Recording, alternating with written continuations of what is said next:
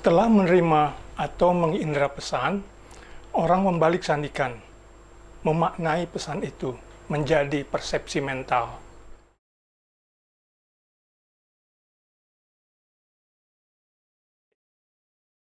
Persepsi adalah makna hasil pembalik sandian atau decoding atas pesan yang diindra atau yang diterima. Persepsi orang-orang atas sesuatu dapat berbeda karena pengalaman mereka berbeda. Tentu saja, persepsi komunikan pun dapat berbeda dengan gagasan komunikator. Kalau perbedaan itu terlalu besar, maka terjadilah apa yang kita sebut sebagai kesalahpahaman atau miskomunikasi. Jadi, persepsi bersifat subjektif. Makna terletak pada orangnya, bukan pada pesannya. Ada beberapa macam penyebab kekeliruan persepsi. Bila tidak disebabkan oleh kesalahan fisik pesan, termasuk perbedaan bahasa, kekeliruan persepsi pada dasarnya berkaitan dengan nilai atau budaya atau secara psikologis. Yang pertama, efek halo.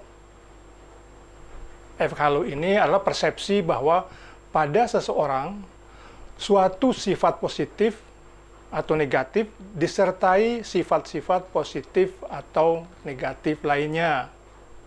Ada teori kepribadian implisit, implicit personality theory. Teori ini bicara tentang kecenderungan menganggap bahwa beberapa sifat orang ada dalam satu paket. Misalnya kalau ganteng, kalau cantik gitu ya, pasti pintar orangnya gitu ya. Kalau berpakaian atau beratribut agamis, orangnya pasti baik.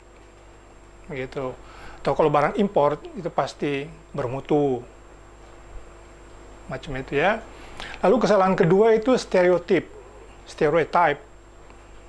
Stereotyping. Anggapan adanya karakter kelompok.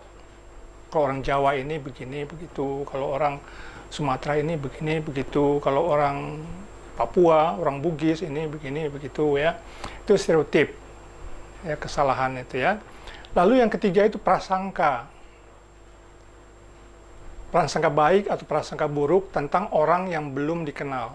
Ini kadang-kadang tanpa alasan yang jelas nih. Gitu, mungkin berkaitan kepribadian juga ini ya. Lalu yang keempat, itu gegar budaya. Ketidakmampuan menyesuaikan diri dengan budaya sekitar. Yang kelima adalah ilusi. Penginderaan yang memberikan persepsi keliru. Orang berbadan ramping misalnya itu kan terkesan tinggi gitu ya. Kalau Anda perhatikan gambar ini ya, ada kotak A dan kotak B. Itu kesannya kotak A itu lebih gelap daripada kotak B. Oke ya, tapi kalau kita perhatikan ini, keduanya sebenarnya punya tone abu-abu yang sama. Tidak ada yang lebih gelap atau yang lebih terang, sama keduanya. Yang keenam, kesalahan atribusi. Penilaian berdasar alasan yang diajukan. Misalnya, kalau ada orang terlambat, maka keterlambatan itu dimaklumi. Karena dia mengatakan bahwa dia harus mengantarkan ibunya ke rumah sakit, misalnya ya. Dalam komunikasi, setiap orang sebaiknya memiliki perspektif ganda.